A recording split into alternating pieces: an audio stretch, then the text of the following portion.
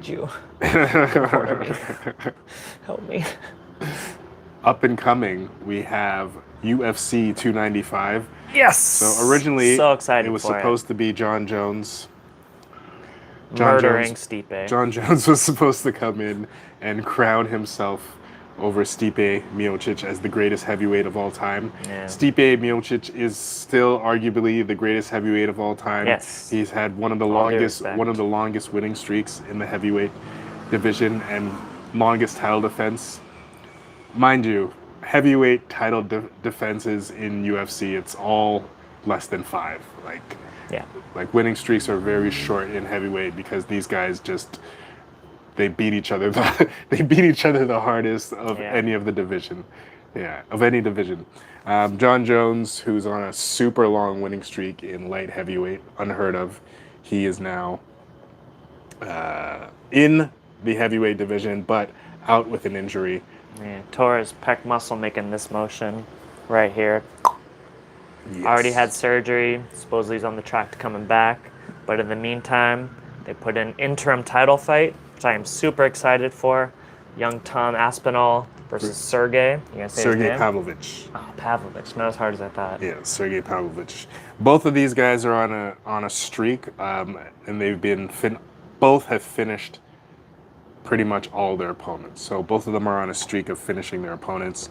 Tom Aspinall, young up and coming guy. He has his dad in his corner, which is a cool story. Yep. And he's like a really good wrestler, grappler from the UK. He's been doing jiu-jitsu his whole life. Yeah. His dad was like an early jiu-jitsu adopter, opened a jiu-jitsu school when Tom was small, started training when he was 6 years old. And he was about 14, went to an MMA school. And this is from the UFC Countdown show, which I really recommend to everybody. This particular one is like one of the best standalone documentaries I've seen. When Tom went to his MMA coach, all he talked about was speed. Speed, you just got to be fast. So Tom Aspinall is an incredibly fast heavyweight. That's not a division known for its speed, right? His opponent, Sergei, known for his power. So this is a great power striker where if Sergei lands one punch, it's done, versus speed, where Tom Aspinall is going to land combinations, and if it goes to the ground, he has a huge advantage. So stylistically, an incredibly exciting matchup, and I think Tom Aspinall versus John Jones is actually the fight we all want. Old man Stipe, maybe he could do something, but John Jones mauls him. Tom Aspinall, though, that's an interesting fight. Very interesting. It was very interesting. So I look forward to that. Also, another jiu-jitsu fighter, Mackenzie Dern, is going to be facing Jéssica Andrade. Really? Yeah.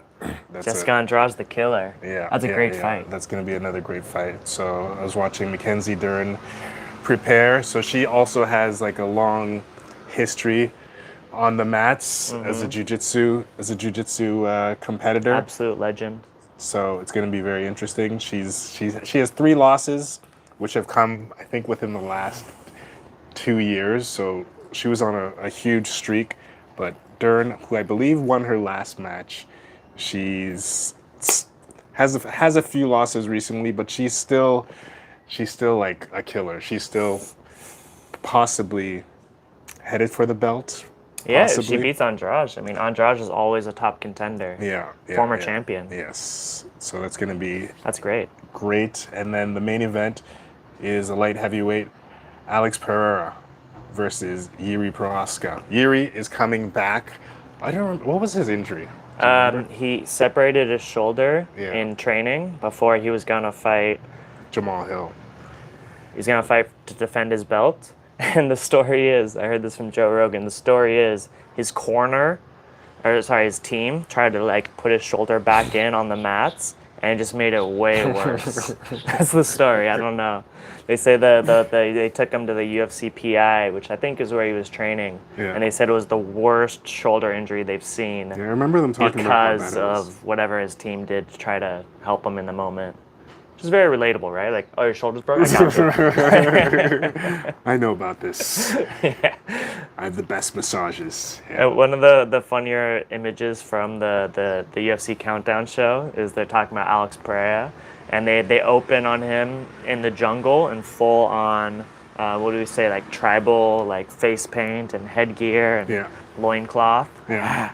And then they cut to him now. He's in Connecticut driving some supercar. Like, I don't know if it's a Lamborghini or what. Yeah. But just that juxtaposition is like fantastic. Yeah. He's in Connecticut training with Glover Teixeira, who is who Jiří got the belt from, right? Yes. With Glover. That was one of the most amazing fights ever. Free on YouTube. Check it out. I was so hoping that Glover was going to win that fight, and it was so close.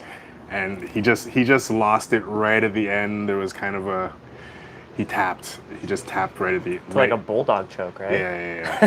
He tapped right at the end. That was one of the greatest fights ever. Yeah. I mean, Glover is an older guy. Yeah. That performance out of him was incredible. Yeah. And I'm glad that he was able to at least touch the belt before he got out. So congrats to Glover. And now Glover closely trains with Pereira. It seems like they're very close. Yes. He kind of brought him into the UFC, and he's been training with him. Also, Pereira recently got inducted into the Glory Hall of Fame. So congratulations for that. Yeah, one of the best kickboxers ever. Yeah, one of the best kickboxers ever. Now in the UFC. You see that he knocked out Izzy, or it was TKO, almost knocked him out. I think the ref saved Izzy in that match. Izzy was going down. Yeah, Izzy was going down. Yeah, it was done. Izzy said he wished he would have gone out on his shield, but it was already happening. He was already going out. So it was a good stoppage. Yeah. Then Izzy got it back, finished him. Yeah. And Pereira, he says the weight cut was just too much. So he went up. He fought Jan Blachowicz, former champion, destroyed him. Now he's right in the title picture. And this is a real street fighter fight. Like, Jiří Procházka trains in the forest in, Czech Republic. Yeah. And Pereira, from the Amazon. It's fantastic. I don't know who wins this fight, but I think if the fight happens as planned, I think we all win. Yeah. Everyone should just watch this and it's going to be something crazy should happen. Procházka has a very interesting style. Yeah, don't fight like Procházka. Yeah, any young fighters out there, don't copy him. He kind of keeps his hands out. He throws a lot of looping punches, but he generates so much force. Yeah.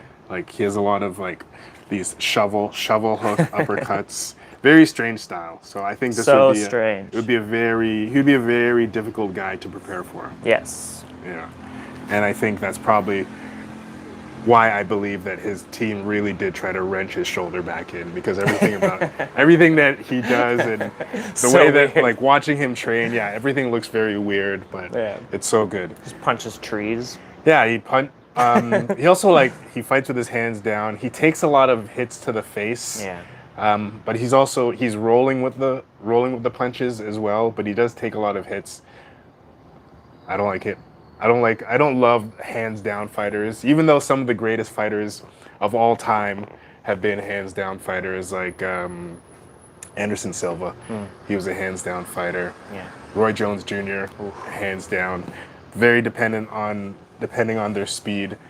So there are great hands down fighters. It's not recommended. I don't recommend it, and it's not a style. It's a style that makes me very nervous to watch. Especially when you're fighting Alex Pereira. Yes. One of the best knockout artists to ever live. Yes, and he's pretty traditional in his Muay Thai style, just straight Muay Thai style. Hands up, always protecting himself. Serious leg kicks, stone face.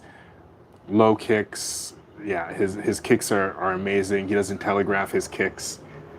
It's going to be very interesting. I'm going to go as far as to say Pereira wins this. Probably. I'm going to go as far as to say Pereira wins this. Tom Aspinall versus Sergei. I don't know very much about Sergei, but I've been watching Tom Aspinall come up. Do you have a prediction? Heart says Tom, head says Sergei. I think Sergei just lands a bomb on him, stops him early. Tom comes back in the rematch. Submits him. I hope so. That'd be so cool. Nice Darce choke or something. Yeah, I would love to see Tom Aspinall submit Sergei in this. Yeah. That's what I'm hoping for. Yeah, Tom Aspinall, he's really bred to get him against the fence, land a crazy combination that drops him, not to end the fight, but gets him down, and then sink in a choke. That's his strategy. Sergei is much more of a brawler, landing huge punches, any of which could end the fight immediately. It's going to be interesting. Anything else you want to say about the UFC? Just excited, man. Oh, one weird thing, man. This is Alex Pereira. He hasn't had that many fights in the UFC, but this is his third time at Madison Square Garden. Wow. Isn't that weird? It is weird. He's fought there more than anybody.